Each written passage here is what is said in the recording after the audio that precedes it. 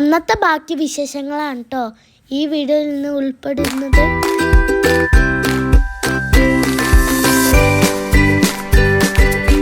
ഏകദേശം ഇപ്പം ഞങ്ങൾ സൂവിൻ്റെ മധ്യഭാഗത്താട്ടോ നിൽക്കണത്. കണ്ട ആഴ്ചയിൽ കൂടുതലും കാലയ കൂടുകളായിരുന്നു കണ്ടത്. ഗായ്സ്, ഈ ബോർഡ് എന്താ മനസ്സിലായ? കൊച്ചിയിലെ രാജാക്കന്മാരെ ഉപയോഗിച്ചിന വഞ്ചികളാണ്. ഉള്ളിക്കൊന്നും കയറാൻ പറ്റില്ല.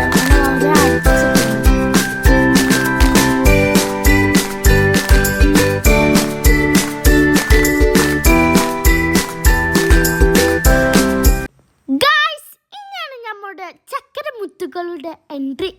ഇതാണ് ദേശത്താണ് കടുവ. ഗായ്സ്, ഭക്ഷണം കൊടുക്കുന്ന സമയം ഇതുകൊണ്ടാണ് അവരിങ്ങനെ അങ്ങോട്ടും ഇങ്ങോട്ടും നടക്കണത്. അല്ലെങ്കിൽ അവിടെ കിടക്കുവനി. അതുകൊണ്ട് ഇപ്പം ഒരു ആക്റ്റീവായതുകൊണ്ട് ഞങ്ങൾക്ക് വീഡിയോ എടുക്കാനൊക്കെ പറ്റി. ഈ കടുവക്ക് മറ്റുള്ള മൃഗങ്ങളെക്കാട്ടി നല്ല അടിപൊളി വലിയൊരു കൂട കൊടുത്തുക്കണം അവർ. ബാക്കി മൃഗങ്ങൾക്കൊക്കെ കഷ്ടം കേട്ടോ. ചെറിയൊരു പെട്ടിക്കൂട്ടിയിലാണ് അവർ ജീവിക്കണത്.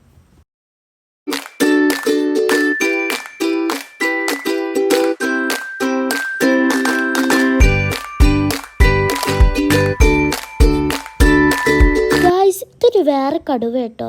ഇത് ഞങ്ങൾ വന്നപ്പോൾ തന്നെ ഇങ്ങനെ നല്ല കരയ കേട്ടോ. കുറച്ച് നേരമൊക്കെ നടന്നില്ല, പിന്നെ അവിടെ തന്നെ നിന്ന്. അപ്പോൾ എന്തിനാ കരയണ അന്വേഷിച്ചപ്പോൾ ഒരു കാര്യം മനസ്സിലായി. അതിൻ്റെ കാൽമ മുറി ഉണ്ടായിരുന്നു. നാളെ കണ്ടതിനെക്കാട്ടിയും ഒരുപാട് മൃഗങ്ങൾ കുറഞ്ഞിട്ടുണ്ട്. അതെന്താ പോയത്? കരടി, ആന അതൊക്കെ പോയിക്കണ്. പക്ഷെ ഞങ്ങൾക്കൊക്കെ കാണാൻ പോയി. നമ്മൾ ഈ നാട്ടിലത്തെ വേറെ നാട്ടിൽ ഒരു മൃഗശാലയുണ്ട്. എന്ത് രസമുള്ള ഇങ്ങനത്തെ അതും ഞാൻ പറഞ്ഞ കടുവകളൊക്കെ ഉണ്ടാവില്ലേ. ഇതാണ് ഒരു വയ്യാത്തൊരു കടുവകളും ആൾക്കാരൊക്കെ അല്ലേ. ഇനി ഇവിടുന്ന് പോണ മൃഗങ്ങളൊക്കെ എങ്ങോട്ടാ പറഞ്ഞെടുത്ത ഞാൻ.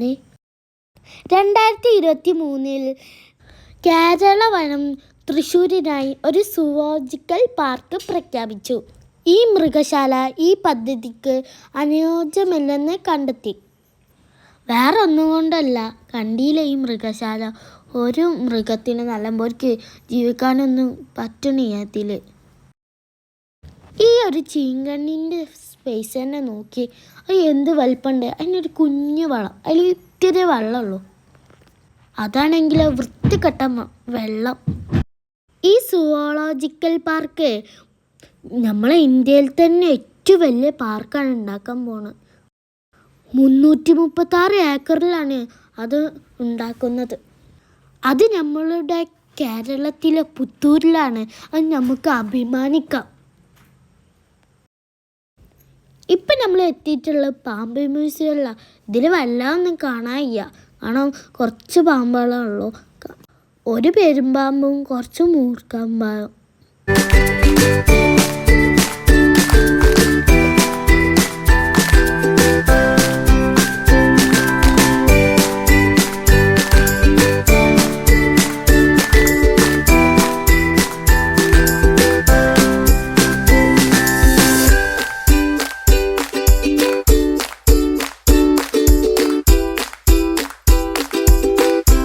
ഇവിടെ പാമ്പുകളെ തീരെ കാണാത്തവർക്ക് ഇതൊരു നല്ല അവസരം കേട്ടോ. ഒരു കാര്യം തന്നെ, ഈ പാമ്പിലെ ചില പാമ്പാങ്ങളെ നമ്മളെ കണ്ടിട്ട് ഇങ്ങനെ ആക്രമിക്കാൻ ഇങ്ങനെ ജനലിൻ്റെ ഇങ്ങനെ ചുറ്റുന്ന അതൊക്കെ ഭയങ്കര രസമല്ലേ ഗായ്സ്. ഈ പാമ്പ് മ്യൂസിയം സൂവിൻ്റെ അവസാന സ്ഥലത്താട്ടോ ഉള്ളത്. പറയാൻ മറന്ന്, ഈ പാമ്പ് മ്യൂസിയത്തിന് മുന്നേ 3D ഷോ ഞങ്ങൾ നല്ല ആവേശത്തോടു കൂടി പോയതായിരുന്നു. ടിക്കറ്റിന് 60 രൂപയാണ്, കുട്ടികൾക്ക് 30. പൈസ പോയത് മിച്ചം. 3D ഷോ വലിയ രസമൊന്നും ഉണ്ടായിട്ടില്ല. 3D എഫക്റ്റ് ഒന്നും ഇല്ലേന്. അവിടുത്തെ വീഡിയോ ഞങ്ങൾ എടുത്തിട്ടില്ല കേട്ടോ. ആർട്ട് മ്യൂസിയത്തിലും കയറിക്കണ്, ഞങ്ങൾ വീഡിയോ എടുത്തിട്ടില്ല. തോനെ പാമ്പും കൂടെ ഒഴിഞ്ഞെടുക്കുന്നുണ്ട്. ചില കുടിയിൽ കണ്ട പാമ്പന്നെ അങ്ങോട്ടും ഇങ്ങോട്ടും മാറ്റി മറിച്ചിട്ടിരിക്കുന്നു. ഗായ്സ് എന്നാലും നമ്മൾ ഹാപ്പി ആട്ടോ, ജീവനുള്ള പാമ്പിനൊക്കെ നേരിട്ട് കാണല്ലേ. ഈ പാമ്പിനെ അറിയാത്തവരാരില്ല, ഇത് നമ്മൾ സ്വന്തം മൂർഖനാട്ടോ. കാര്യം എങ്ങനെ ആയാലും ഈ കൊച്ചു സൂ ഇനി കുറച്ച് കാലത്തിന് ഉണ്ടാവുള്ളൂ കേട്ടോ. അതുകൊണ്ട് എല്ലാവരും പെട്ടെന്ന് ഇങ്ങോട്ട് കാണാൻ പോരി. കുറഞ്ഞ പൈസ അല്ലല്ലോ ടിക്കറ്റിനൊക്കെ. കുറച്ച് കഴിഞ്ഞാൽ ഇവരൊക്കെ സുവോളജിക്കൽ പാർക്കിലേക്ക് യാത്ര ആവും. ഇന്ത്യയുടെ ഒരു സ്വപ്ന പദ്ധതി കൂടിയാണ് ഈ സുവോളജിക്കൽ പാർക്ക്. 336 ഏക്കർ. എൻ്റെ അമ്മോ, ഒന്ന് ആലോചിച്ച് നോക്കി. ഈ സൂ ഇപ്പോൾ കേരള സർക്കാരിൻ്റേതാണ്. കുറച്ചും കൂടി കഴിഞ്ഞാൽ സുവോളജിക്കൽ പാർക്കിലേക്ക് മാറ്റിയാൽ റവന്യൂ വകുപ്പിന് കൈമാറും. ഈ സുവോളജിക്കൽ പാർക്കിൻ്റെ ബഡ്ജറ്റ് എത്രയെന്നറിയോ? 130 കോടിയാണ് ബഡ്ജറ്റ്. എന്തൊക്കെയായാലും നമുക്കത് കാത്തിരുന്ന് കാണാം.